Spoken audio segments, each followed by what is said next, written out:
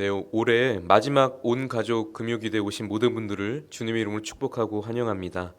특별히 오늘 이 자리에 함께한 학생들도 있고 청년들도 있는데 이 시간 이들을 함께 축복하는 시간을 가졌으면 좋겠습니다. 저 2층에도 있고요, 또 1층에도 청년들이 있는데 주변에 있는 우리 지체들을 향해서 잘 왔습니다, 사랑합니다, 축복합니다, 함께 축복과 격려의 박수하면 어떨까요? 네, 반갑습니다. 네. 오늘은 특별히 온가족 금요 기도회이기 때문에 가족과 관련된 퀴즈로 한번 설교를 시작해 보려고 합니다. 여러분, 이것은 무엇일까요? 1번입니다. 직장인 남성 66%가 일주일에 많아야 이것을 두 번밖에 못한다고 합니다. 그리고 2번입니다. 학생의 94.7%가 이것을 못한다고 대답했는데 이유는 시간이 없어서라고 합니다. 그리고 3번입니다. 미국의 대통령이었던 오바마는 백악관에 입성하면 먼저 이것부터 하고 싶다라고 했고, 실제로 이것을 위해 아침 회의 시간도 조정하기도 했다고 합니다. 그리고 마지막입니다. 이 스타벅스 전 CEO였던 짐 도널드는 이것은 임원 회의만큼 중요하다라고 했습니다. 여러분, 이것은 무엇일까요? 기도 아닙니다. 네, 가족과 관련된 퀴즈였습니다. 예, 맞습니다. 바로 이 대화가 있는 가족 식사입니다. 여러분, 가족을 다른 말로 하면 식구라고 합니다. 사전에 의하면 식구란 이 한 집에서 함께 살면서 끼니를 같이 하는 사람이라고 기록되어 있습니다. 이것이 가족의 정의인데, 이 문제를 보시면 아시겠지만 온 가족이 한 식탁에 앉아 이 얼굴을 마주하며 대화를 하며 식사하기가 정말 어려운 그런 바쁜 시대를 살아가고 있는 것이 오늘날의 현실입니다. 제가 어렸을 때만 하더라도 하루에 한 끼는 꼭 아침이 되었든 저녁이 되었든 이 가족이 함께 모여 식사를 하는 것이 이 필수였습니다. 그 이유는 그 식탁의 자리는 단순히 이 허기를 채우는 장소가 아니라 이 먹는 행위 그 이상의 의미가 있었기 때문입니다. 이 서로의 눈을 맞추며 하루 동안 있었던 그런 시시콜콜한 하루 일상을 반찬 삼아서 이야기하고, 또 부모님의 당부를 듣고 각자의 생각을 공유하며 그 공감대를 형성했던 그 자리, 지금 생각해 보면 그 식사의 자리에서 모든 일들이 결정되고 또 공유되었던 것 같습니다. 실제로 미국 하버드 의과대학에서는 아이들이 사용하는 이 학생들이 사용하는 2,000여 개의 어휘 중에 이 1,000개 이상의 어휘들이 이 가족 식사 시간에서 나오는 말들이었다라고 이 설문이 나온 적이 있습니다. 또 이 책을 읽는 상황에서 배운 어휘는 고작 100여 개에 불과했다라고 말했습니다. 이 밥상머리 교육이라는 것이 괜히 나온 것이 아닙니다. 또 미국 컬럼비아 대학은 이 가족이 함께 식사하는 학생이 이 그렇지 않은 학생들보다 예의도 바르고 또 문제 해결 능력과 학업 성취도가 높다고 발표했습니다. 또 대인 관계도 좋고 또 비행에 빠질 확률도 낮다라고 발표했습니다. 부부 또한 마찬가지입니다. 함께 식사를 하면서 정서적 교감을 이루는 곳, 또 관계를 긍정적으로 이끌어 나갈 수 있는 이 위로와 결속력을 세우는 장소가 바로 함께 식사하는 그 자리라는 것입니다. 한마디로 이 함께 식사하는 가족이 건강하고 화목한 가정이라는 것이죠. 물론 이 식사가 이 가족의 행복을 이루는 전부는 아닙니다. 하지만 오늘날의 현실을 바라보면 이 과거에 비해 더 깊어진 가정의 불화, 또 서로 더 이해하지 못하고 분열로 치닫는 이 가족의 현실을 바라보면 이 현실 앞에서 문제의 원인을 이 가족의 정의, 식구, 같이 밥을 먹는 자리에 이 부재를 통해서 우리가 찾아볼 필요가 있다라는 것입니다. 여러분, 우리는 왜 점점 우리가 개인화가 되어가고 또 가족 간의 대화가 단절이 되고 또 서로 이해하지 못하고 분열되어져 가는 것일까요? 우리는 이 시간을 거슬러 올라가서 성경에 나오는 최초의 가족을 살펴보아야 합니다. 하나님께서는 이 만물을 창조하실 때 마지막 날, 여섯째 날에 하나님의 형상을 닮은 남자와 여자를 지으시고 그들을 부부로 연합하게 하시사 가정을 만드셨습니다. 하나님의 창조 사역의 마지막 절정이 바로 가정인 것이죠. 그러니까 하나님의 창조의 완성은 가정과 함께 완성되었다라고 해도 과언이 아닙니다. 그런데 창세기 3장을 보시면 이 하나님이 정하신 법을 어김으로 인간은 죄를 짓게 되었고 인간은 타락하게 되었습니다. 이 죄를 범한 아담과 하와에게 하나님께서 나타나서 이렇게 질문을 던집니다. 그 나무 열매를 아담아 네가 먹었느냐? 이 질문에 아담은 창세기 3장 12절에서 이렇게 대답합니다. 하나님이 주셔서 나와 함께 있게 하신 여자가 그 열매를 내게 주어서 내가 먹었습니다. 라면서 이 책임을 전가시킵니다. 이어서 하나님이 여자에게 물었는데 이번에는 이 여자는 뱀이 나를 꿰므로 내가 먹었습니다. 라고 말하면서 또 잘못을 시인하지 않습니다. 여러분, 그때 하나님께서 이들에게 물으셨을 때 그들이 당장 해야 했던 대답은 주님, 제가 잘못했습니다. 죄가 죄인입니다. 라고 하면서 잘못을 시인하고 회개했어야 되는데 그들은 끝까지 자신의 죄를 인정하지 않고 서로의 죄를 미루는 모습, 그로 인해서 가정에 분열이 일어나게 되고 이 땅에서 그들은 저주까지 받게 됩니다. 여러분, 이것이 인류 최초의 이 부부의 갈등, 또 가정의 불화입니다.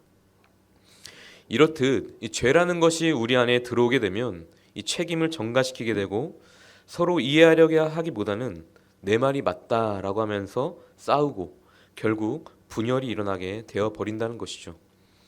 이것이 우리의 인간의 유한함이고 우리 안에 있는 이 죄악성입니다. 그렇다면 여러분, 이런 죄악성을 우리 안에서 떨쳐버리기 위해서는 과연 어떻게 해야 할까요? 오늘 성경 본문 18절에서는 이렇게 말하고 있습니다. 술 취하지 말라. 이는 방탕한 것이니 오직 성령으로 충만함을 받으라. 이 성령의 인도를 받아야 한다라는 것입니다. 1세기의 바울은 그 당시에 새로운 로마라고 불려지던 이 에베소 도시에 이 복음을 받아들이고 새로운 삶을 살기 시작한 그리스도인들에게 편지를 썼습니다. 이 편지의 내용은 이와 같습니다. 복음을 받은 사람들은 하나님을 닮아가야 한다. 옛것을 벗어 던지고 새로운 사람이 되어야 한다. 그것이 복음의 사람이다. 그러나 복음은 개인의 영역에서 끝나지 않아야 하고 더 나아가서 그 복음은 교회에서 또 각 가정에서 우리의 모든 삶의 자리에서 이루어져야 함을 강조하였습니다. 그러면서 에베소서 5장과 6장에서 이 가정을 위한 복음의 메시지를 이 바울이 전하는데 우리가 하나님의 창조 사역의 마지막 절정인 이 가정의 복음을 이루려면 우리가 반드시 성령의 충만함을 입어야 한다라고 말하고 있는 것입니다. 다시 말해서 우리 가정의 대화가 단절이 되고 불화가 계속되고 분열이 일어난다면 우리가 성령의 충만함을 사모하고 있는지 또 성령님이 우리 가정 안에 함께하고 있는지를 점검해 봐야 한다라는 것입니다. 오늘 본문은 아니지만 22절 함께 보시기 바랍니다. 성령의 충만함이 없으면은 이 아내들이 남편에게 복종하기가 쉽지 않습니다. 또 25절을 보십시오. 성령의 충만함이 없으면 남편들이 아내를 사랑하기가 쉽지 않습니다. 또한 성령의 충만함 없이는 6장 1절입니다. 자녀들이 부모에게 순종하기가 쉽지 않습니다. 그러므로 우리는 성령 충만함은 이 하나님이 기뻐하시는 가정이 되기 위한 가장 중요한 열쇠가 되는 명령입니다. 그렇다면 이런 성령 충만한 가정, 하나님이 기뻐하시는 가정을 만드는 이 비밀은 과연 무엇일까요? 첫째로 함께 나누고 싶은 은혜는 우리는 바로 이 찬양하는 삶을 살아야 한다라는 것입니다. 우리의 입술에서 계속해서 찬양이 흘러나와야 한다라는 것이죠. 그렇게 했을 때 우리 안에 심령이 성령이 충만해질 줄 믿습니다. 오늘 본문 19절입니다.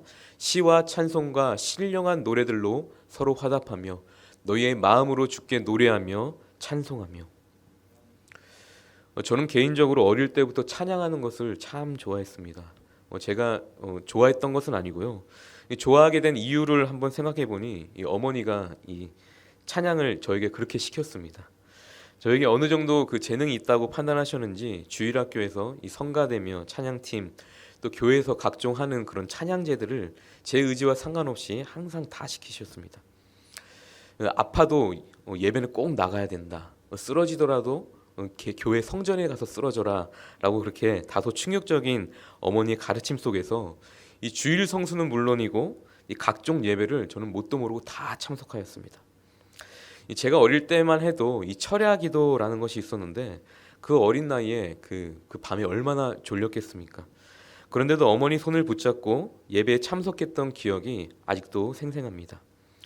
저는 아직도 이 미스테리한 것이 있다면 이 목사님의 설교를 듣다가 너무 졸려서 이 어머니 무릎에 베개를 베고 한참을 자고 일어났는데도 꿀잠을 자고 일어났는데도 목사님의 설교가 끝나지 않았다는 거. 그리고 심심해서 지루해서 밖에 나가서 놀다가 들어왔는데도 그 철야기도는 아직도 끝나지 않았던 거. 그런 어린 시절의 기억들이 있었습니다. 가끔은 그런 시간들이 참 그립기도 합니다. 저는 그 예배의 예자도 잘 모르고 항상 그런 환경 속에서 자라온 저였는데 어느 순간 저의 입술에서는 자연스럽게 찬양이 끊이지 않게 되었고 어느 누구보다도 그 예배의 자리를 사모하게 되었습니다. 그 결과 놀랍게도 저는 이 찬양하면서 이 예배를 드리면서 이 예배의 자리에서 이 성령님을 체험하는 그런 놀라운 기적을 맛보게 되었고 또 하나님을 인격적으로 만나게 되었습니다. 그래서 저는 이 예배의 중요성을 전하지 않을 수 없는 이 사명의 길을 선택하게 된 것이죠. 오늘 이렇게 어린아이들도 예배에 몇몇 참석하였는데 우리 다음 세대 어린이 친구들이 이런 예배의 자리 또 찬양의 자리에 간절히 바라옵기는 많이 참석했으면 좋겠습니다. 그래야 해서 우리의 모든 입술에서 우리의 마음에서 이 찬양의 소리가 끊이질 않아서 그 찬양의 소리가 우리 각 가정으로 흘러들어가 이 성령의 충만함을 받는 성령의 충만함을 입는 하나님이 기뻐하시는 우리 모든 가정이 되기를 주님의 이름으로 축복합니다. 두 번째로는 우리는 감사하는 삶을 살아야 된다라는 것입니다. 오늘 본문 20절입니다. 범사에 우리 주 예수 그리스도의 이름으로 항상 아버지 하나님께 감사하며. 여기서 중요한 단어는 범사와 감사입니다. 어떠한 상황 가운데서도 감사할 줄 알아야 한다라는 것이죠. 여러분, 감사는 우리 그리스도인에게 있어서 해도 되고 안 해도 되는 그런 선택사항이 아니라 꼭 해야만 하는 필수 조건입니다. 하지만 감사한 것을 참 찾기 어려운 시대를 살아가고 있지 않습니까? 그럴지라도 우리 안에서 이 감사한 것을 찾지 못하게 된다면 자연스럽게 우리 안에서는 어느샌가 불평과 불만이 많아지게 된다라는 것입니다. 이 시편 37편 7절과 8절 말씀을 보시면 다윗은 이렇게 고백합니다. 여호와 앞에 잠잠하고 참고 기다리라. 자기 길이 형통하며 악한 꾀를 이루는 자 때문에 불평하지 말지어다. 분을 그치고 노를 버리며 불평하지 말라. 오히려 악을 만들 뿐이라. 이 어떠한 상황 속에서도 참고 기다리며 불평하지 말라는 것입니다. 그 이유를 8절 하반절에서 이야기합니다. 그것은 오히려 악을 만들 뿐이니라. 여러분, 우리의 삶 속에서 불평과 원망이 많아지다 보면 그것이 누구에게 독이 되냐? 그 말을 뱉은 오히려 나에게 독이 된다라는 것입니다. 오히려 내가 생각하는 그 악한 일들로 인해서 내 불편으로 인해서 악을 만들어가게 된다라는 것이죠. 또 내가 내뱉은 그 불평과 원망, 그 불안한 그 부정적인 기운은 거기서 끝나지 않고 바이러스처럼 전염되어서 이 공동체에 번지게 된다라는 것입니다. 예를 들어서 이스라엘 백성들이 그들이 가장 많이 했던 것이 바로 원망과 불평이었습니다. 그래서 하나님은 너무 진노하셔서 모세에게 내가 이 백성을 한꺼번에 멸하겠다라고 하면서 그들을 단번에 진멸시켜 버리십니다. 새 번역에서는 오늘 이 구절을 이렇게 번역합니다. 오히려 악으로 기울어질 뿐이라. 오히려 악으로 기울어질 뿐이라. 우리가 악으로 기울어진다라는 것입니다.